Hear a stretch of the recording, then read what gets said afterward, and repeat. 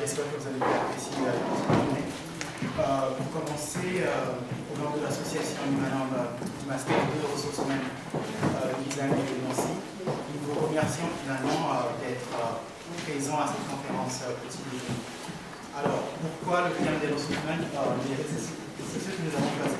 Du fait de la place de plus en plus importante que prennent les réseaux sociaux dans nos vies personnelles tout d'abord, mais de plus en plus aussi professionnelles, il nous a paru pertinent d'essayer d'examiner ce thème à travers le prisme des ressources humaines. En particulier, les enjeux, les atouts et les opportunités, mais aussi les défis qui pèsent sur l'entreprise et sur vous, finalement, messieurs, gestionnaires des ressources humaines. Pour cela, nous avons entendu deux intervenants. Je vous demande d'applaudir, c'est bon. En général, on applaudit après. Alors, tout d'abord, Jean-Philippe Bréchamp, fondateur et dirigeant de leur webgroup, qui va évoquer avec vous les changements comportementaux induits par les réseaux sociaux ainsi que les grandes tendances du digital. Sylvain Duvisol, créateur et dirigeant d'Avao, qui va lui finalement se concentrer surtout sur l'aspect RH de cette conférence. Et à la fin de cette présentation, nous avons prévu un temps d'échange où vous aurez l'opportunité de poser des questions ou de réagir à ce que vous aurez. Je vous souhaite une très bonne conférence.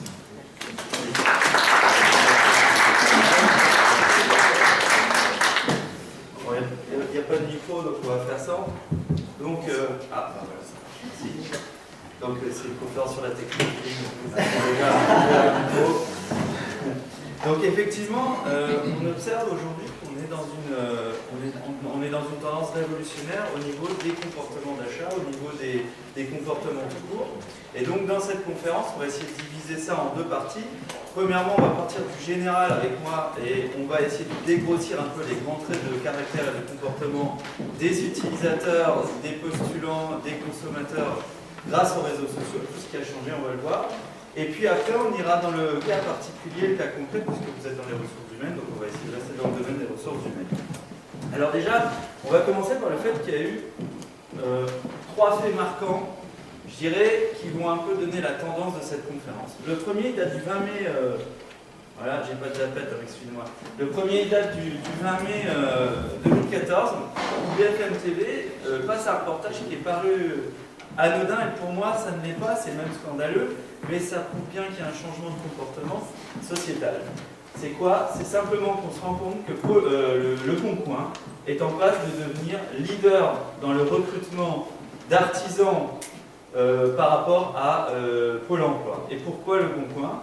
Parce que finalement, on se rend compte que sur le Bon Coin, il y a des gens qui cherchent des jobs et qui les trouvent grâce à des employeurs qui ne trouvaient pas chez Pôle emploi ce qu'ils voulaient et qui donc mettent des annonces sur le Bon Coin.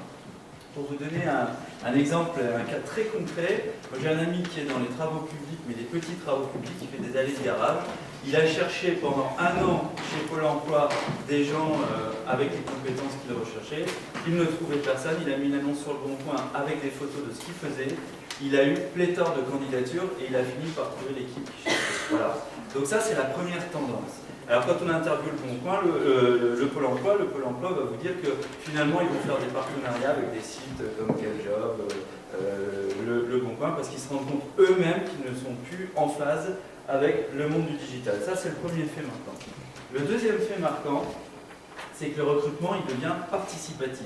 C'est-à-dire qu'avant, vous envoyiez un CV, vous le verrez après, on vous convoquait ou pas à un entretien. Aujourd'hui, c'est plus du tout comme ça que ça se passe. Premièrement, les entreprises mettent en scène leurs offres d'emploi sur différents types de réseaux sociaux et différents types de sites qui sont en train d'arriver, comme Monkita et Kikopt, dont vous allez entendre prochainement parler, parce que c'est des sites dont l'objectif est de faire du recrutement affinitaire. Peut-être que tu en parleras après, donc je ne vais pas aller plus loin sur le sujet. Deuxièmement, on met en scène l'entreprise via des films et des vidéos sur les réseaux sociaux. Ça, c'est la grande nouveauté. On essaie d'attirer un peu les candidats comme ça. Le CV papier, bien entendu, il est banni. On passe au tout numérique. Et la grande différence, c'est qu'aujourd'hui, on présente les candidats aux équipes, avant même qu'ils passent les entretiens de sélection, parce que finalement, on veut que le candidat ait ce qu'on appelle le fit culturel, c'est-à-dire qu'il soit en adéquation avec la culture de l'entreprise. C'est-à-dire qu'on ne va pas tout de suite regarder le CV, les compétences et l'expérience. On va dans un premier temps chez le candidat, et je pense que tu y reviendras aussi, regarder ce qu'on appelle le filtre culturel. Une fois que le candidat est proposé, il va être sélectionné de manière participative puisqu'il a été présenté aux équipes, puisqu'aujourd'hui on ne veut plus mettre de verre dans la pomme, et donc on demande aux équipes de juger le candidat avant qu'on le recrute. Quand on va le recruter, ce candidat, on va déjà lui faire son adresse email, etc. pour qu'il commence à bosser avant même qu'il arrive dans les locaux de l'entreprise.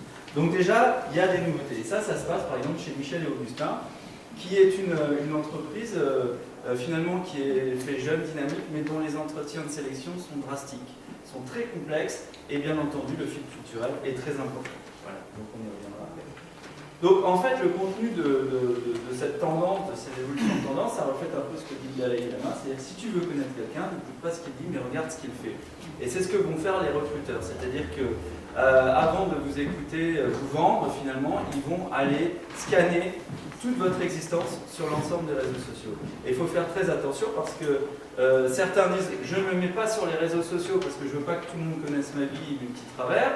C'est une erreur, mais à contrario, en mettre de trop, c'est une erreur aussi. Donc il faudra savoir bien jauger ce qu'il faut mettre ou pas sur les réseaux sociaux. La dernière histoire connue en date, c'était le conseiller en communication de notre président actuel, qui, après avoir été fraîchement nommé, a été vu sur Facebook avec du cannabis.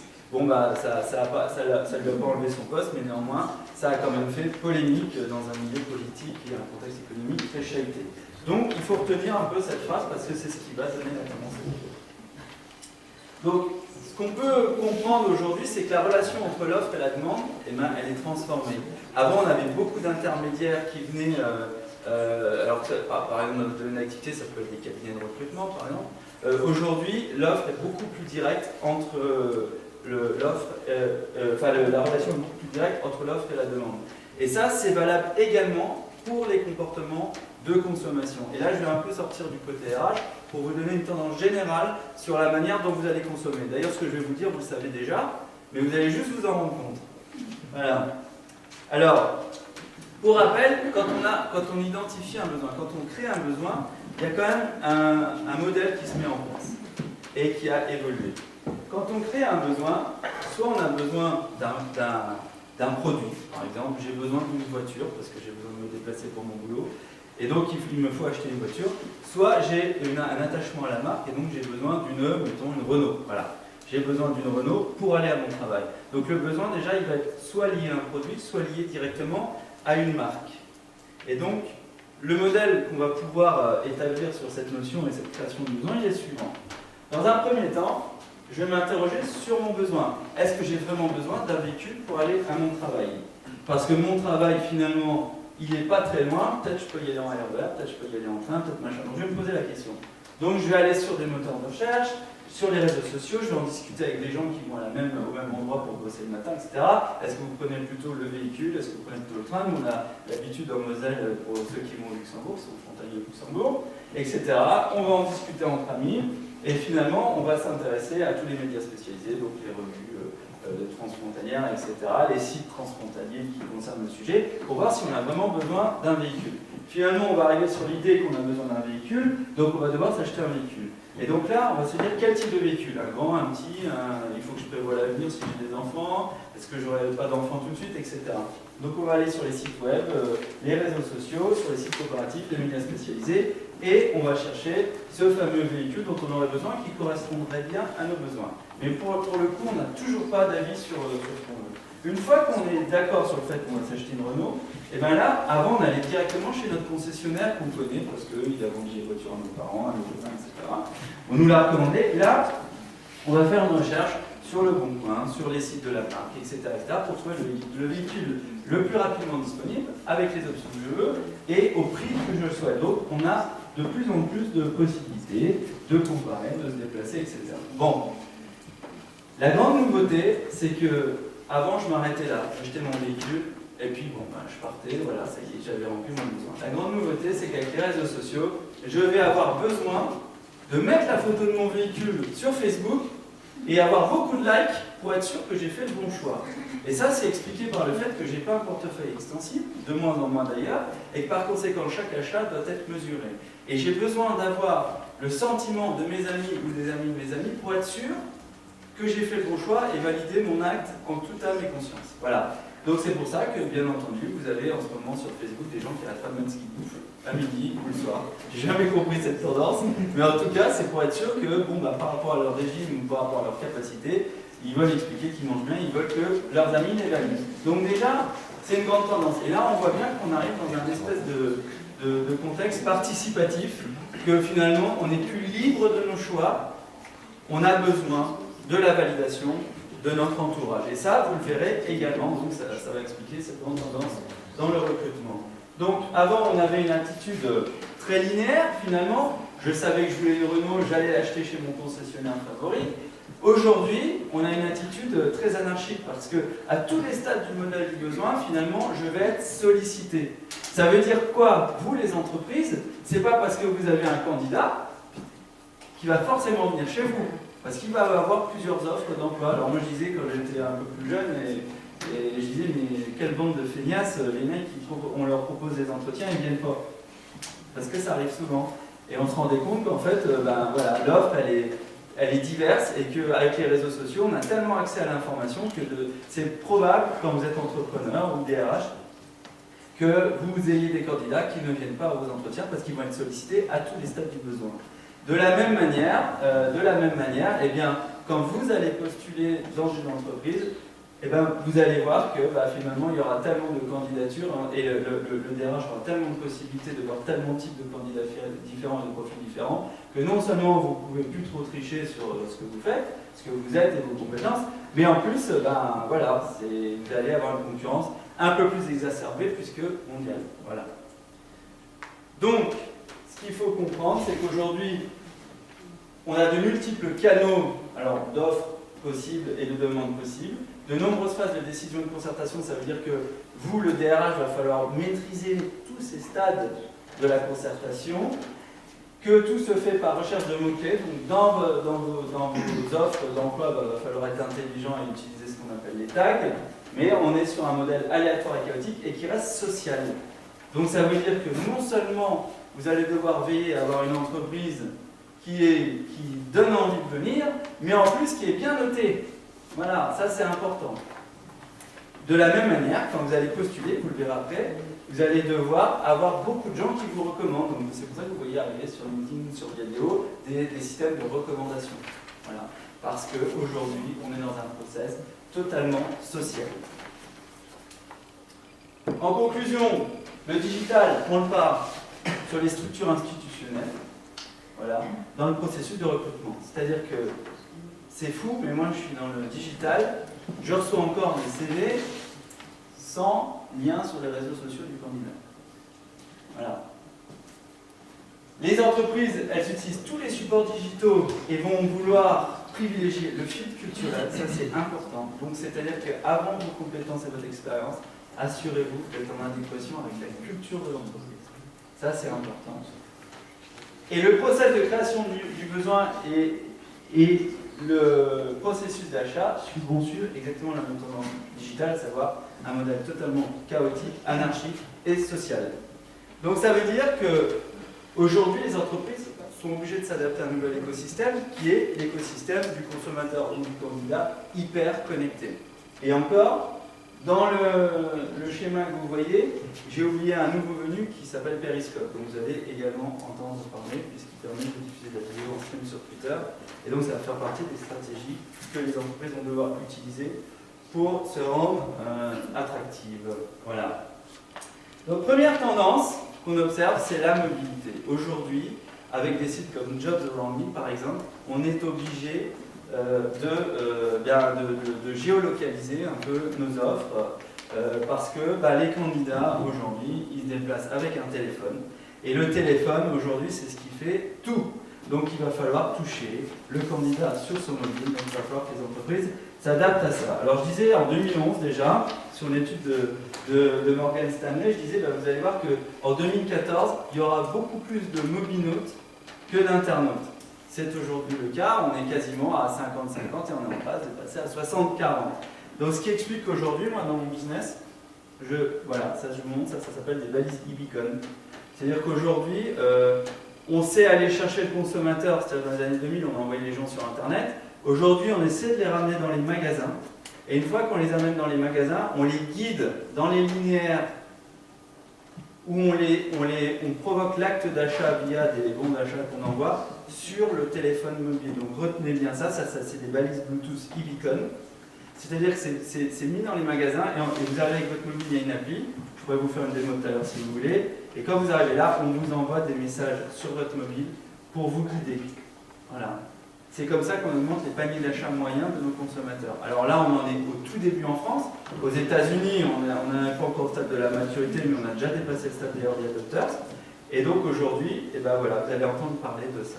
C'est-à-dire que demain, même les entreprises seront obligées d'utiliser des balises beacon pour souhaiter la bienvenue à leurs candidats, les guider dans les bureaux, etc. etc. On le verra. Donc retenez bien ça, balises, e-beacon et mobilité. Donc aujourd'hui, plus de 50% des mobilos utilisent la géologue sur leur smartphone et on est à peu près à 53,8% de la population française qui se connecte à Internet régulièrement par un mobile. Voilà. Donc ça vous donne à peu près déjà la tendance qu'il faut privilégier pour le support. Voilà. Ensuite, tout ce qui est brand content. C'est important quand vous êtes une entreprise. Ça, c'est la deuxième tendance. C'est-à-dire qu'aujourd'hui, il ne faut pas oublier que l'entreprise fait souvent une erreur, c'est qu'elle veut être sur tous les réseaux sociaux à la fois et en même temps. Ça, c'est la première erreur à éviter. Il faut mieux être présent sur les réseaux sociaux qui touchent vos cibles de candidats. Voilà. Et donc, ça veut dire qu'aujourd'hui, une entreprise, eh bien, quand elle est sur les réseaux sociaux, elle produit son propre contenu. Donc, elle devient un média à part entière. Donc, ça veut dire que vous devez réfléchir à une ligne éditoriale pour garder l'attractivité concernant le recrutement. Voilà. Donc, c'est important de créer une histoire. Les gens sont fans de storytelling. Nous, on s'aperçoit que pour attirer des candidats chez Leclerc, puisque moi, je m'occupe essentiellement du digital chez Leclerc,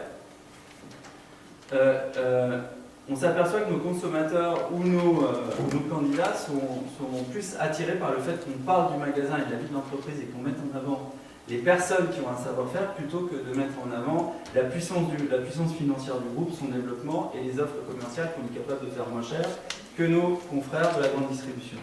Donc ça veut dire qu'aujourd'hui, il faut qu'on ait une ligne éditoriale, ce qu'on appelle du community management sur les réseaux sociaux, et que ce soit régulier. Voilà. Pour attirer des candidats. Ça, c'est important. On n'est plus dans la logique de rejoigner un grand groupe en plein développement, etc. Non, on met en avant les personnes et leur savoir-faire, les équipes. Et c'est ça qui plaît et qui fait que les gens viennent. Donc voilà, je vous montre des exemples très précis, mais voilà ce qui attire les gens. C'est des trucs tout bêtes en fait, c'est pas très, très compliqué. Troisième tendance, le big data. Il faut savoir que vous allez souvent entendre parler de ce terme, qui d'ailleurs est en train de se transformer, puisque maintenant on différencie différents types de big data, mais je ne vais pas vous embêter avec ça, ça vous fait mal à la tête. Mais ce qu'il faut savoir, c'est qu'on crée des zeta-octets, donc c'est 10 puissance 21 octets, on crée des zeta-octets d'informations. C'est ce qui me fait rigoler, c'est quand les gens disent « Oh là là, c'est écologique le numérique », pas du tout, puisqu'il faut des fermes de serveurs qui font beaucoup de mal à la couche d'ozone, pour héberger tout ce qu'on appelle le cloud. Voilà. Et donc, cette zeta-donnée, cette zeta-octet de données, je veux dire, ils ont été créés pour partie de ces 2 dernières années. C'est-à-dire qu'avec l'arrivée de Snapchat, de Facebook, des téléphones et de la 4G, et ben maintenant, vous envoyez une vidéo comme vous allez manger au McDo, quoi.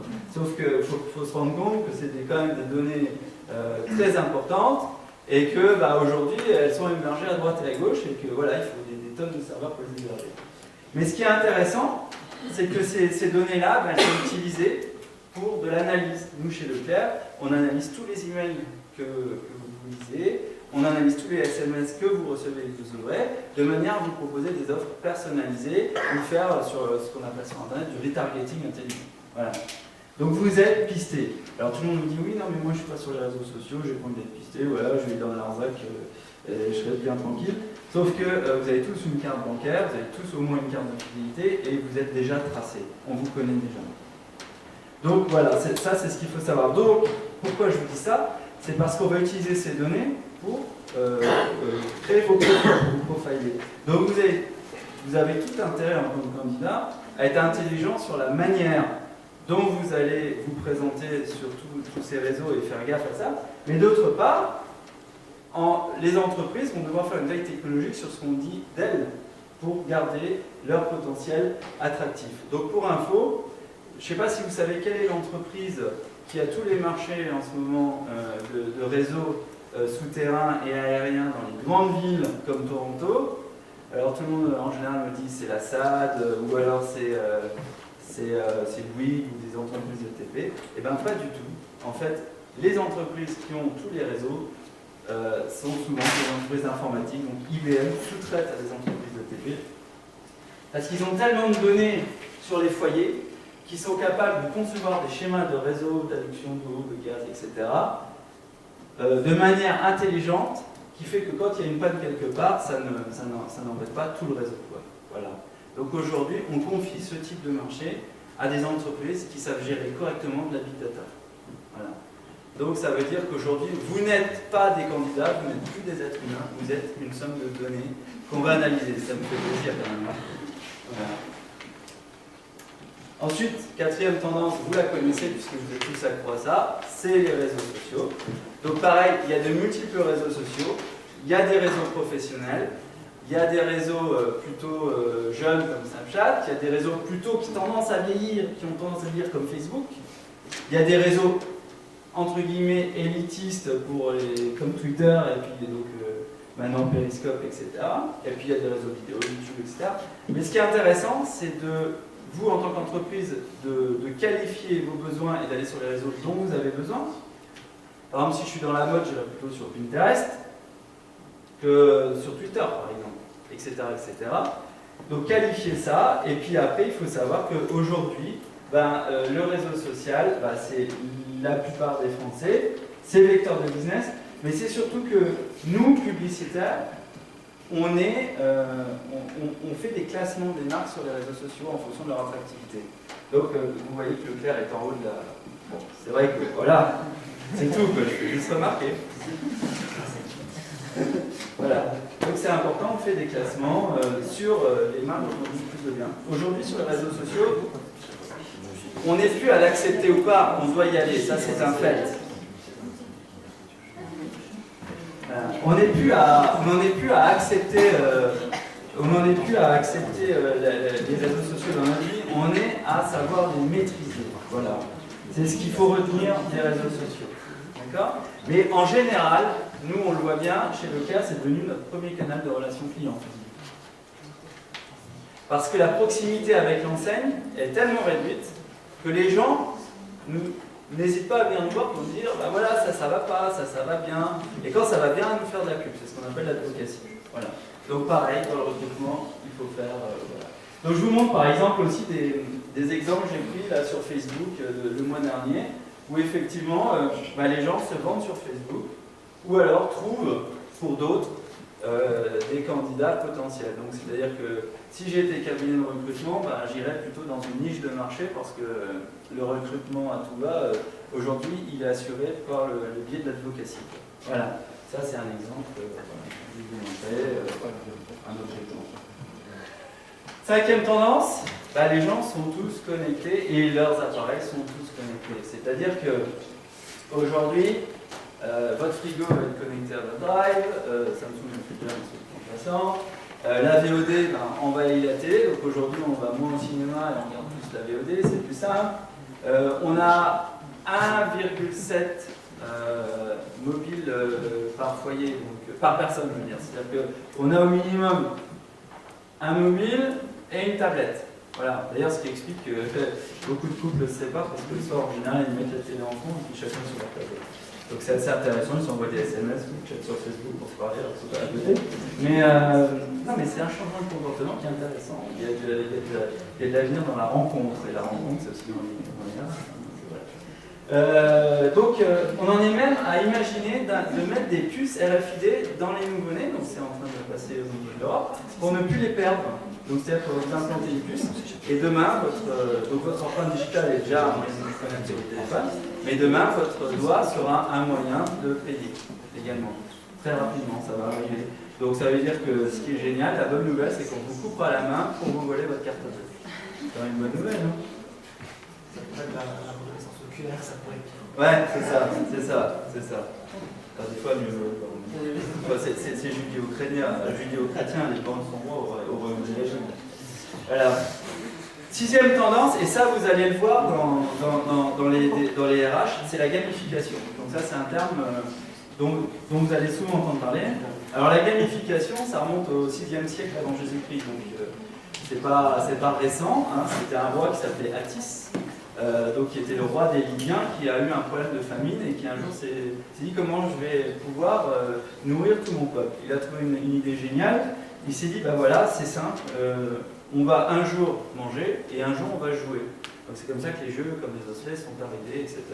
Donc c'est pas un principe récent, sauf que avec l'arrivée des réseaux sociaux, avec l'arrivée d'Internet, eh ben, de plus en plus on s'est rendu compte que utiliser le jeu était un moyen de parfaire la connaissance et de pousser les gens dans leur dernier retranchement. Et enfin, moi dans le business, c'est un moyen de récupérer les emails, les numéros portables, pour vous envoyer des petites informations bien sympathiques. Pourquoi? Tout simplement, c'est chimique. Hein. On s'est rendu compte que quelqu'un qui joue se met dans un état de transe, ce qu'on appelle le flow dans notre jargon marketing. Et donc, ça sécrète, en fait, les neurotransmetteurs s'affolent, ça sécrète de la dopamine, de la norépinéphrine, etc. Et donc, ça vous donne envie de continuer. Voilà, ça vous donne envie de vous dépasser, etc. Donc, la gamification est utilisée dans les process de recrutement. Puisque maintenant, vous allez voir que de plus en plus, on va vous faire remplir des formulaires sur Internet et vous faire jouer à des jeux pour déceler votre potentiel à aller plus loin. Voilà. Hein. Avant, c'était, moi quand j'étais plus jeune, c'était les assessment centers. Alors ça, c'était un truc, c'était aussi un truc de jeu, hein, c'était un jeu de rôle. C'était 2 jours assez complexes, je me rappelle. Mais voilà, aujourd'hui, vous allez le faire en ligne, c'est-à-dire vous avez votre ordinateur, on va vous faire du jeu, etc. C'est un moyen de motiver vos équipes en interne parce que pour leur expliquer comment faire une bonne réunion, optimiser la production, optimiser les échanges, etc. On voit de plus en plus que dans les entreprises, on utilise la gamification. Oui, j'ai bientôt fini. Il n'est pas stressant, hein. Je vous explique des trucs super intéressants et il stresse en regardant sa montre. C'est vous voilà. Et donc voilà, ça vous permet de vous dépasser. À titre d'exemple, il y a eu l'université de Washington qui a lancé un site qui s'appelle foldit.com et l'idée c'était de trouver une espèce de molécule qui allait bloquer le virus du sida dans les cellules. Et les chercheurs n'avaient pas trouvé. Ils se sont dit tiens, on va créer un jeu et on va voir si les gens arrivent à constituer ces molécules à partir d'acide aminé, etc. Et donc ils ont utilisé la gamification et en 2011 on a trouvé en 3 semaines ce que des chercheurs n'avaient pas trouvé en 10 ans. Donc la gamification, c'est dans le côté ressources humaines, c'est quelque chose qui va vous permettre à vos équipes de se dépasser. Il y a un autre exemple aussi, c'était la Khan Academy, KAHM. C'était un financier qui un jour s'est dit tiens, je vais donner des cours à ma petite cousine qui a des problèmes en maths, je vais lui faire le problème en vidéo, je lui mets sur YouTube et ça va marcher. Et en fait, sa vidéo, elle a fait 30 000 vues très rapidement. Et donc, il a lâché la finance pour ouvrir la Khan Academy, donc vous pouvez y aller, c'est gratuit. Et KAHM, voilà. Et vous allez voir qu'en fait, il y a plein d'élèves qui aujourd'hui se dépassent à l'école en mathématiques, en chimie, en bio, etc., en physique, grâce à la Khan Academy. Voilà. Et tout ça est fait et marche parce que c'est fait sur un système de points, et donc ça vous permet d'aller plus loin. Exemple local, vous allez entendre parler d'une entreprise à Nancy qui s'appelle My Music Teacher, qui est une entreprise pour apprendre la guitare électrique pour l'instant. Et en fait, pareil, pourquoi ça marche bien? Parce que le fondateur, qui est jeune, hein, il a 22 ans, Franck Ouvre, et ben, en fait, il a fait un système de jeu, en fait, de gamification. Donc, vous, pour pouvoir aller récupérer des prix, des lots, des machins, vous devez aller plus loin dans vos exercices de guitare. Et donc, c'est vraiment intéressant. Donc, retenez bien cette tendance si vous êtes dans le grand DRH plus tard. Pensez à la gamification pour motiver vos équipes. Voilà. 7e tendance, donc je ne fais pas l'apologie de la drogue.